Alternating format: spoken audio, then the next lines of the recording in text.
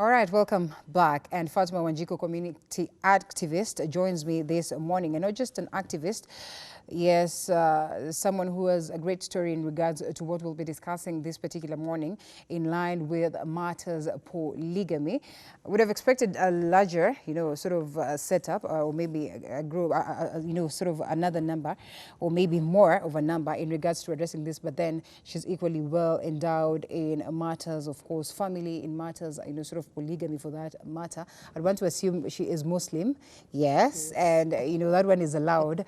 That is an automatic sort of green light, in the Muslim community, and not just in the Muslim community, but technically in the African setup. You go to most of the West African countries, a majority of African countries, you find that polygamy is also recognized and, sort of regulated by civil law that allows a man to marry up to 4 women. And when I was just trying to do my research, I realized that polygamy actually is not just about a man to a woman. It's something that encompasses, just multiple partners within the kind of agreement that people would have. But then today we're focusing on that very one of, where a man sort of is married to more than one woman. And the reason why we've decided to talk about this, Fatma, is because of the declaration that was made the other day by NHIF in regards to, sort of the rules that are new, that were introduced.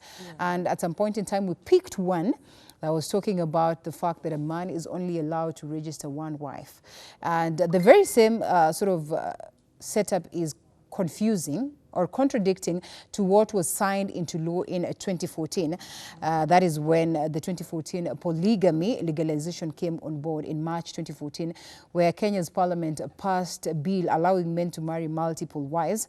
And the act also defines marriage as a voluntary union of a man and a woman, whether it's on monogamous or polygamous union registered under that particular act. And President Uhuru Kenyatta certainly signed that into law.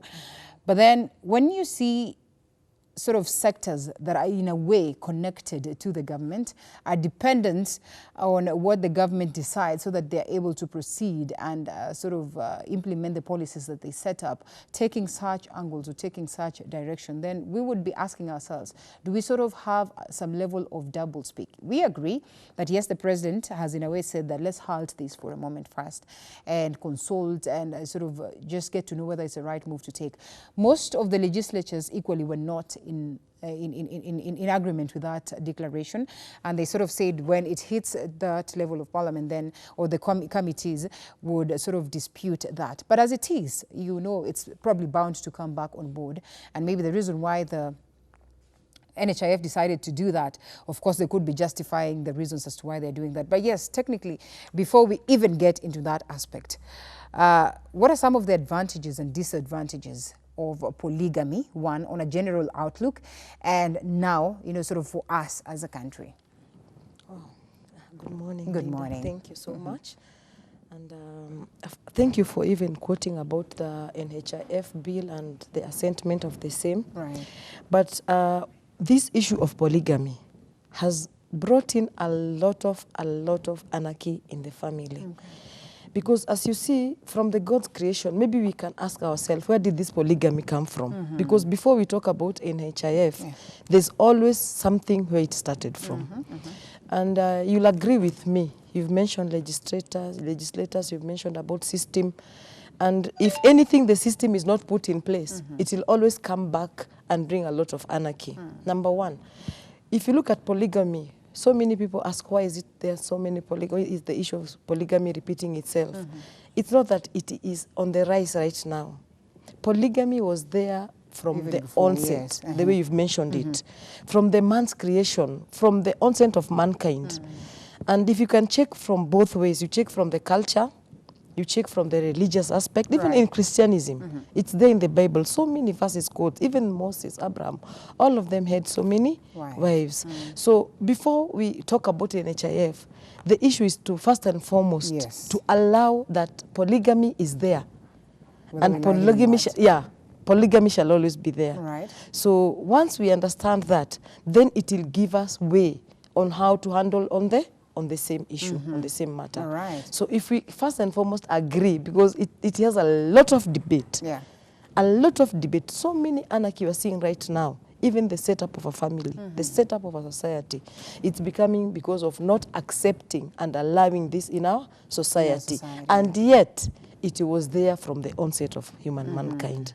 So at this point, then, we are for polygamy. We are in for polygamy. We are in for and even if we're not, the reality is like right, like you put it, you know, it is there and it is here to stay, and there's probably nothing we can do about it. Common day, you know, polygamy, in a way, probably, like you rightfully ask, one would want to know how did it crop up. But then, you know, times when, of course, you'd find that a man has a wife, but they will always want to go out and everything. So at some point in time, then we see the essence of them just bringing one wife or two or three or four and saying that, you know what, let me come out open in regards to this, instead of doing some of these things in hiding. So when we take a look at the modern set of polygamy and the fact that, yes, we have it and it's here to stay, how then does it come in to affect or to strengthen the family setup? You see, the purpose of polygamy, or the way the man was created, the polygamy had its own part, had its own help. But you see, at a certain time, it was waved out, or it was phased out with this modernization and this preaching of, mainly in the Christianity, one man, one woman setup. And when this thing came on board, what it did, it destabilized the man who was created for many women. You get it? And once this man gets destabilized, that's the time you see they started hiding. They did it in secret.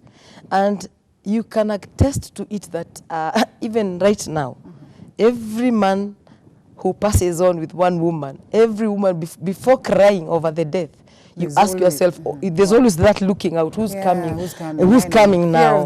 Yeah, and you know, automatically they are there. You know, you have the same children with your same names. If my first name is, my child is Ken or Fatma or Amina, you know another Amina is somewhere. You get it? Or you know there's another Virginia or somewhere. So you see, so everybody knows that this thing is there to happen. But this man was confined. You get it? This man was confined. So what does he do? He hide. And once he hide, that's why it brings, the way you're putting it, it brings a lot of issues in the family. It seems to be a very, very bad thing. And the man is tainted. So many names. I don't want maybe to mention them. It's probably even worse for a woman. And I'd want to ask this. Why are we making it so favorable for the man and not for a woman? Because at the end of the day, we are only human. And we'd equally say that there are women who would have the interest of having more than one partner. So why is it then that it's painted so bad when it's about a woman and not when it's about a man? And equally, when you're talking about the fact that, yes, okay, let's leave the ground open for the men, the aspect of care, because then I would even know very well that within the Islam setup, or maybe in the Muslim culture, they'll tell you, yes, it's okay, proceed and get them, but only and only if you're able to care for them on equal measures. And a majority of men will tell you they're going into this, they're not even stable enough to take care of the very first wife to a point where they would go and get a second and a third one and a fourth one. Exactly. So you see, when it comes to a woman, the way you're putting it, having multiple partners, one set from our African culture, from wherever we come, from the creation, because every time we talk about a human, there's also the onset of the mankind. There's also where the human creation began. So when you talk about where the human creation began, is that when these two people came, there's a work for a female and there's a duty for a male. You get me? And when we get these two people, because you said it's a consent, you two people, we agree. There are always responsibilities for the woman and there's always responsibilities for the man. And you see, when we talk about instincts, I don't want to go deeper about instincts, but there are three. All human beings, the way God created, they have three instincts. One is spiritual or religion. No matter, I don't want to talk about Islam as a religion. Even if I'm not a Muslim, I'm a Christian. If I'm not a Christian, I'm an atheist. You have to attest yourself to what you believe in. You might be a soccer fan. You might be there's something that you attest, because that's one of the instincts. The other one is the procreation. And the other one is the ownership. Now let us take the procreation for this, because of the topic of today. When you talk about procreation, we talk about a man and a woman coming together to sire or to get children. You get me? And out of that we get a society. First and foremost, we get a family. Out of that we get a family. Out of that we get a society. And you attest to me, with society, there are ethics and morals. their ethics and Morals. So even wherever we go, from the culture, from the religion, there is nowhere we have a woman who was married, who had several men. But the way the system lies is that a man is the one to marry. Right. You get me? But today we're going contrary to that. We've seen women who have more than one man. There's one story that was just there the other day. And, you know, sometimes they cite reasons that really would be justifiable to proceed and do that. Like, for instance, the latest story that we had gone through, that was sometimes early last year. There was this lady from the Machakos region, or maybe this side of course, Ukambani, sort of who had to get married to another partner. And actually they're in agreement to that, because the first the husband, you know, like the original husband, is not in the best of shape health-wise and something of the sort. But then again, because they were in this union, there's no way they can lock him out. And, you know, in consent, they agreed, it's okay, let's get another man for you. And it's a setup that sort of seems to work very well. And equally, there are others who would have, you know, yes, the right husband, but equally there's putting up some small boys somewhere. And to them, they also consider them as their partners, as their husbands. You know, reasons as to why drives one person to this is the reason that we, all of you, we are running away from it. Yeah. Because you see, for this woman, first and foremost, why she had maybe to come to this, I don't want to justify her act. Yeah. Because, of course, we from the onset, even you and I know that it cannot work. Yes. Because, of course, a man was created with authority. And in life or in nature, you cannot have two centers of power. Right. It can never work. Never work. Okay. Either in political, either in marriage, either in office, either it cannot work. So if this man is to authority, let me just take the case that you have mentioned, and we have 4 authorities in the same place, which is going to work, which is not going to work. You see, Linda, these things that we are talking about here, they're the things that are affecting even our children. They're the things that are affecting every corner of this world. Because we human beings, we are trying to run away from a certain setup, a system that can work for us for a better. But when we start running away, we don't have an option for the replacement. You get me? So if I'm going to have these people, who shall be my authority? Whom will I? Because, of course, when you look at a woman's setup, there are a lot of things, because if you talk about submission, another quote for another day, that brings in a lot of anarchy, a lot of issues. And the responsibilities that have been bestowed on women, So if I'm going to submit and I have four of them, who am I going to submit? Whose authority will I follow? When I say these children, their identity, how will I be leading? Because now this come from this clan, this come from this clan, maybe this one from this tribe. I'll talk about the cultures and the tribes. Now, which one, me as a woman? Today I'll be coming to you and your father, and now forever the culture. How am I going to handle that? I'm curious. I'm curious because the current woman, or the modern woman, is empowered. The modern woman is learned. The modern woman is up there. Sometimes they are having a better job than their husbands. So is this aspect of submission still in existence at all? Let me tell you, and that is where now you see all the problems. Talk from whichever level of a human being. I'm talking about whichever level. I'm talking about from the lady you're talking about, the modern woman, from the topmost seat, even from the presidential level, a woman. Come to the common Wanjiko, the one they are down in, you know, those kind of local places. Talk about them. We shall never be able to change the perspective or the reason why our creation was there. Okay. So the change of shift, that is what is bringing in a lot of... You see, now we are crying of everything. Number one, divorces on the rise.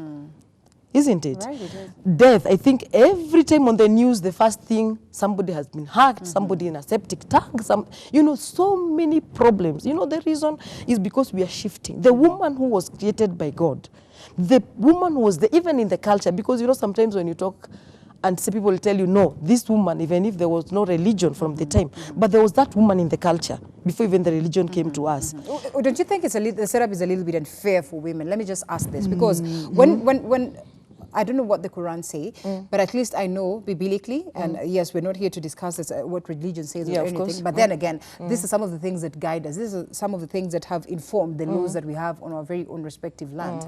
So when you look at a situation where, you know, the Bible says that, you know, a woman should submit, but equally says that a man should love their wife. And then the question then would be, this one human being would be able to love for women equally, the same way.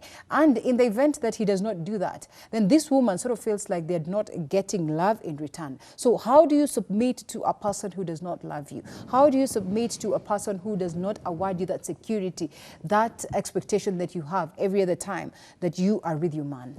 You know, Linda, when we talk about this woman you're talking about, the woman who you want her to submit and the man, with the setup that I'm talking about, the ground is leveled. But you see, with the woman you're talking about, the modernization, the modern woman, already there's so much into this modern woman that even her setup cannot even fit in the marriage. But something like love is almost automatic. Allow me to ask that. I mean, whether you're a modern woman or you're not a modern woman. Love has its angles. Yes. Love has its angles. Okay. And number one, if you see, we're talking about the onset of a mankind, isn't it? The man who was created there, what did the modern woman do? What does the modern woman does? Number one, the man is like, no, okay, we're having a problem of the boy child. All right. Where do you think this problem came from? Okay. The boy child is complaining that He's being undermined, and for sure it is true. It's true. Okay. One of the community things I do, I really want to uplift the boy child. Right. Not from the religious setup, but from all angles. Because the religious or the man who was created by God was there to be the leader, was there to be the authority. But so many things, maybe for another day we can discuss it on a later note. Which I'd love to discuss. I really want to go, we'll want to go deeper so that you can be, because right now we are just talking about polygamy. But there are so many tentacles down there about polygamy and how it can stand the family. Because let me ask you, Linda, you're just fighting for this one learned woman, this one who has maybe the modern woman. What about the street woman who is there on the street? Somebody came, okay, she's not learned, but she's also have values for her children. She has the rights for this man. But this man cannot be able to come and say, no, Fatima, this is Linda, you are But a majority of men, they will bulldoze. It's okay. Let's say, okay, right, we agree that it's okay. Then there are the women. And sincerely is that, across the world, you find that statistics show that, women are way more than men. The ratio. That's the truth of the matter. So, in as much I would want to be, sort of philanthropic enough and say, it's okay, let's share at some point in time. Sometimes you find that men bulldoze and they bring these women without even the knowledge of the first wife, which is equally important that they are enlightened or they are told that, you know what, I am planning to bring on board another woman. And even the setup has changed to a point whereby you realize that a majority of women would prefer that actually their men proceed to marry other women, because, the setup that they have, there's no happiness anymore, as in there's so much sort of like a burden to them, It's like every burden has been bestowed upon them. The man looks at them as though they're just women and they're slaves. There was a quote that was going around the other day that, you know what, ask an African woman to define a wife and they will define a slave. The definition will amount to that level where, you see like this is a person who's just defined a slave. So that is the kind of eye that the man has, sort of had on a woman instead of having the eye of love. And then eventually you sort of feel like, you know what, if he's going to bring somebody else to, sort of offload the burden from me, to just share the burden with me, well and good. Is that really what it should be about? Of course, no. Of course, no. And I repeat, of course, no. You see, I'm talking about westernization and the concept of a man and a woman. Because these are the two people who come together. Even if they come the third one and the fourth one, of course, they are all human. Yeah. But if we talk about this man you're talking about currently, remember, it's the man that I'm talking about. Because we were, like me, myself, the family that I come from, it's polygamous. Okay. You get it? Even me, myself, I'm in a polygamous marriage. But what is the issue that turns it to be like that? Who is this man that we are talking about? Right. Are we talking a man who's carried the values from wherever he came from, remember, from where we're talking about the onset? Does that system, that setup, did it continue or did it have a break? And whoever made all this effort of breaking this polygamous to bring in the idea of one man, one woman only, which efforts do you think they'd had to use? First and foremost, they had to taint the man. Right. They could not have carried along that kind of a setup along to come and abandon what we had from our time in memorial to bring us new version. They've tainted a man in a very, very, and then now this liberated woman you're talking about, she became more of a, how can I call it? You go, you see, like now, let me talk about current woman with the Oprah movies and all have you. You expect your African man to come and tell you about, baby, I love you, baby. This is not there from our culture. And if your man doesn't call you babe, if your man doesn't kiss you or do all these things to you, then you say you are not loved. But don't they feel good? Even, look here, Okay. they do feel good. Yes. But now, remember, these are two people on a different platform. Right. This man is the same man who was there. A lot of effort were done to this, to this lady, to this girl child. A lot of effort was done to this girl child. If we did the same effort to this man child, we could have the same people on the same platform. Okay.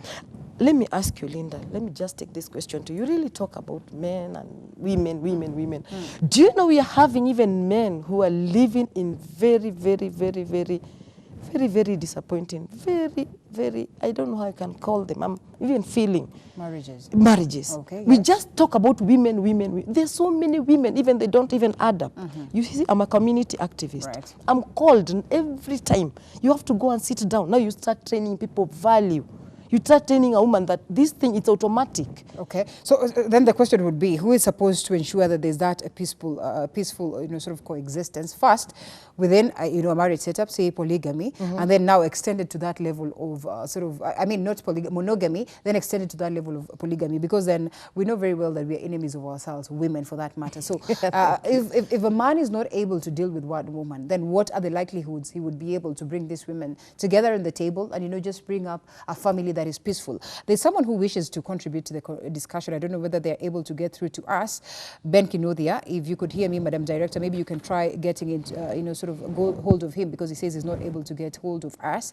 If at all that's not possible, then I can call him from my end, but just let me know whether we can be able to get hold of him, because he says it's burning and he wishes to sort of contribute to this. But yes, coming to that aspect of, sort of bringing on board peaceful coexistence. Exactly. It's about a man, one would say, in as much as maybe there's that aspect of biblical aspect that says, it's a woman that builds a home and all these things. But then that peaceful coexistence is key, and a man should be able to be stable enough and strong enough to ensure that they bring this. So why should it get to a point whereby then they are also surviving in marriages that are very tough?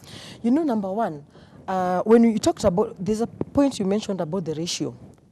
It cannot be automatic. At one day we wake up and we found that 7 women ratio to 1 man. Of course, the setup shows clearly. So what you're looking for, the cohesion or the understanding, is that that thing should be left open. And it should not be, it's tainted in a very negative in a society. Right now, even how many women are not in their homes? The reason, my man has married another woman. And look here, the way we are putting it, it's like every man should marry. No. Even the time, even the time, even those biblical time, those even time of the prophets, even the time Islamic times, the culture time, the rule was wide open.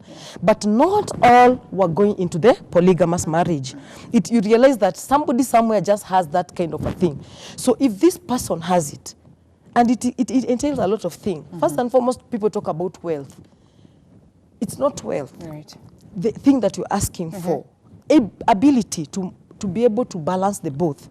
You get it? Because if a man, I can marry 2 wives and they can agree. It has a lot of advantages. But don't you think wealth is also key, economy aspect, because then the balance needs to be there, and a man is known to be, the provider. So sincerely speaking, if they're not well endowed and wealthy enough to be able to provide for both wives or the wives that he's married, then times have what changed. Is the essence? By the time we were talking about when you look at the history of the polygamy, those ages of our great-grandfathers and whatever, and the religion, there was the person has the land, they can tilt, the livestock and all have you. That was the way.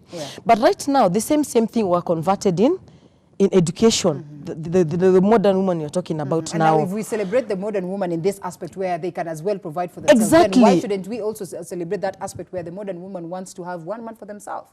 Look here, you're talking about the same one woman. We are from that topic right now. Yes, we are. Because the same woman, at this point, then you want to justify that it's okay. It's not necessary. The burden is not bestowed on a man sort of to take care and to ensure that they are all provided for. So in this case, then there's that modern woman who's married, yes, to a polygamous kind of nature of family setup, and they're able to take care of themselves. So really the man does not have to sort of struggle so hard to ensure that he gets to balance between the 2 or the 3 or the 4 wives. So why is it that in this particular time, then we acknowledge the essence of a modern woman in the fact that they can provide for themselves, but when it comes to the needs, the fact that, they are empowered and everything, then then it looks like a bad thing.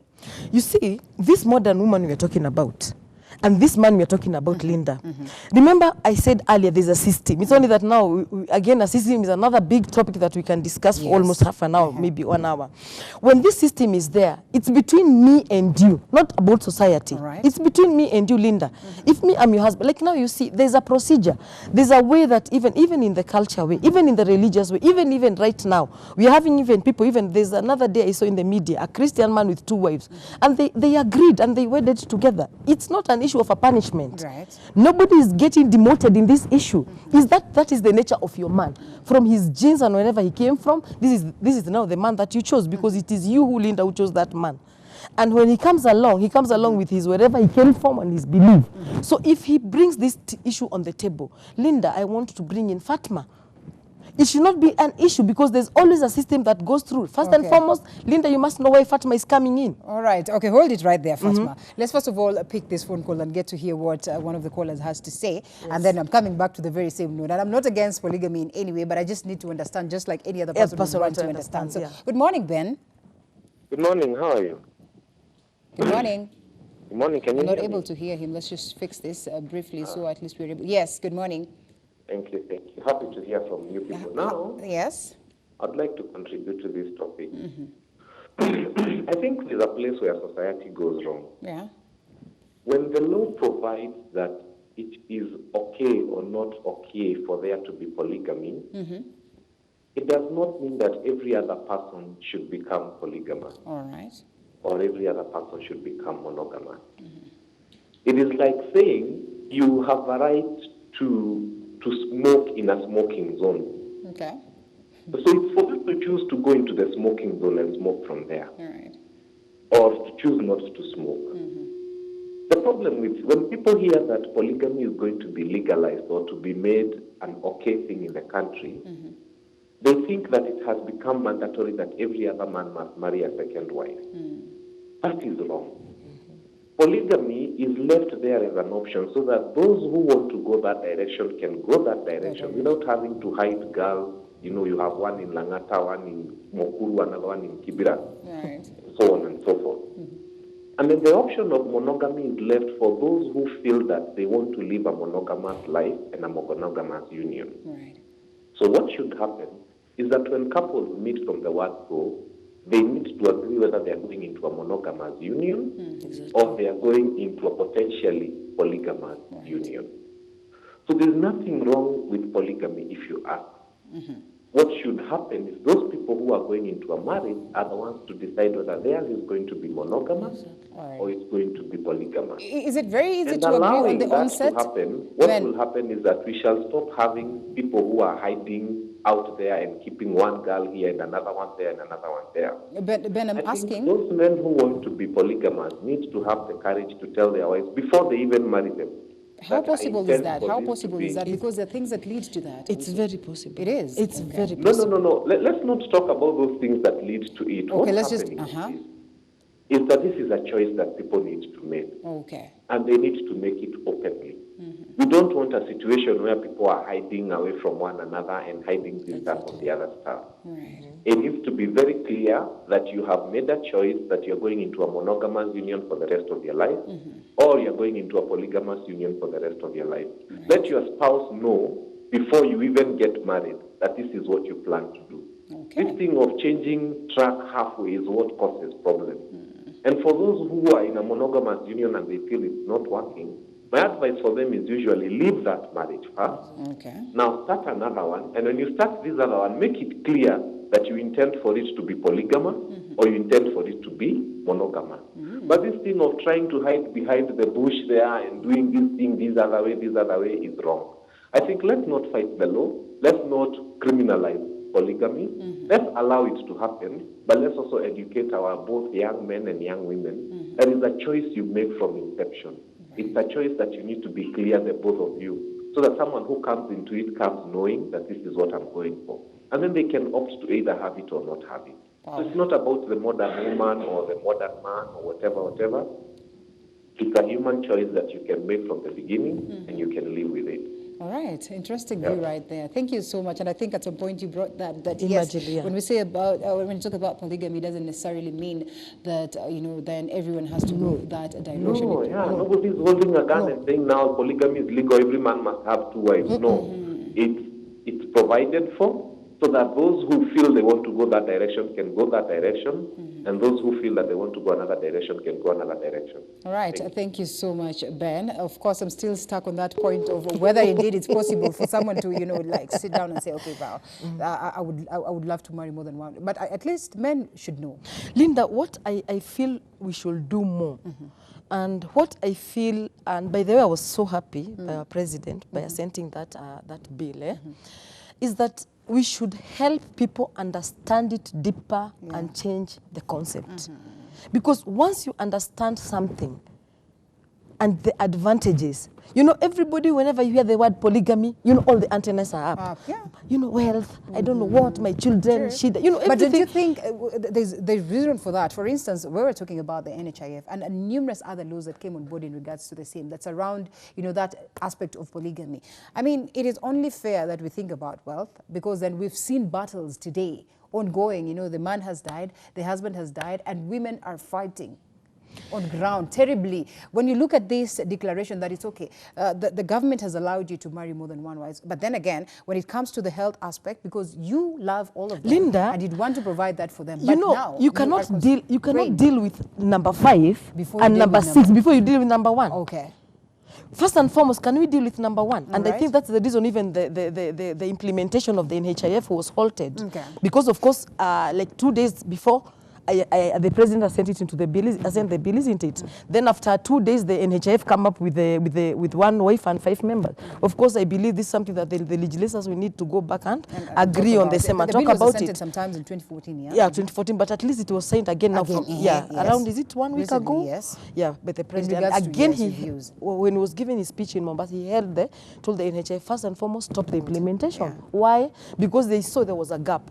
These things, when, normally talk about dynamic of issues, because yes, we are coming in, we are trying, even ourselves, you have seen, fighting with this monogamous, polygamous issue, it's bringing a lot of, you see, I'm telling you, it's sad. When you go on ground, that's when you can understand. Right. We talk about modern women, we talk about prominent people. I would want you to work with me where we live and we work with the people on ground. And see now, why this confusion? If this thing was put a system, I talk about the system, that this thing works, and it can work, and it has been working, and it used to work. It's something that one would consider natural, natural, instincts and all that. Then how do we systemize that? No, hold on. You talk about wealth. So you see, everybody when you hear the word polygamy, the one thing that comes to you is wealth. There are so many benefits before the word wealth. Because where do we get wealth? You wake up one day and become wealthy? No, it's something that has to be done. And sometimes even that, people in monogamy, God even takes their time even without even becoming wealthy. So wealth is not an issue. Because everybody hears the word polygamy, you come to wealth. But so hold on. The system. How is it not an issue when you probably have started from scratch with a man and you've grown together? Yes, you probably know that they're going to get married at some point in time. You've invested together and then boom, another woman comes on board. How can that not be an issue? Look here, all systems had their issues, from the culture, from the religion, and from now the law. It has its own setup. It has its own setup that if these things belongs to maybe Linda and Fatma comes in, there's always a setup of the way the distribution of the same. Yeah. So we should not get so much afraid of polygamy. We should take time and learn and understand the advantages and understand that even there are single women at home, very, very with good morals, a very perfect woman. Sometimes we quote them names. When you hear that maybe they're having a relationship, they sing. There are other words we name them. So sometimes I look at it and go, this is like my daughter, it's like myself. You see? So if we can allow to understand the polygamy and the positive aspect that brings in the society, it will be easy for me, it will be easy for you, even for the legislators themselves, even for the church, for the mosque, for everybody. And the life will be there. Because look at the street children. I keep talking about them. Look at the single mothers. Look even the problems right now we are having. We are having, one day here, now the other story we had here on the media. The concubine kills the wife. You understand? But if this thing was tabled from the word go, now this is you, and you know that there's even in the marriage setup, there's the respect, there's the code, there's the protocol. This is the first wife. She's respected. She's had. But you see now, everything is being done under the table. The table, yeah. So even the forum, even the forum for this first wife to be given her mandate, it's not there. So if these measures are put in place, first and foremost, do you accept? You don't even, the way the person who has just talked said, we don't even need to discuss whether or not, but we need to agree that this is not for any other man. But if your man comes up, we should allow it. Let it be positive in the society. Interesting. Because it's going to help us. It's going to help the modern woman you're talking about. I'm sure if Kiambu Woman Rep is listening to us, Gadoni Wamushoba should be like, yeah, that's the talk, that's the talk. The other day she was talking about, you know, sort of, let's just share this man out. I come from her area. I come from her area. Yeah, I come from her area. And you see, when we run away from problems, when we run away from God-made problems, what follows us is anarchy. You cannot stop this man that God created. Right. And the more you stop this man, the more he'll come out fighting. And he won't fight on the lights. He'll fight under the dark. Under the dark. And then under the dark brings in a lot of problems. Go to schools. How many sessions do you have to do to these children, even to the teachers themselves? Because now they're handling children from another families that are having issues. Just because this boy child is not allowed to be the man that was created. Wow, interesting. I don't know. We would I have wish like we can 5, get 6, 7 sessions for me to be convinced. You need them. You need them. You need to see sort of Melinda. makes sense. The argument, you know, sort of in a huge way makes sense. And I'm very grateful for the great insights this morning. Sadly, time is not on our side, so we will not be able to expound much. But then the conversation continues on our social media pages. You can hit our YouTube page. And of course, you know, just weigh in your sentiment right there in the comments as, you know, bit. And we'll go through some of them. And next time that would be sort of able to have such a conversation again. Thank you so much, Fatma Wanjiku, who's a community activist. It was great having you. And I'm glad that at least you brought a different twist, and equally our panel at home. And that is Ben Kinuthia for calling in. It was great having you from the word go up until now. We have to say asante, and we get to see you tomorrow, same time, same place. Up next is the Voice of America's Straight Talk.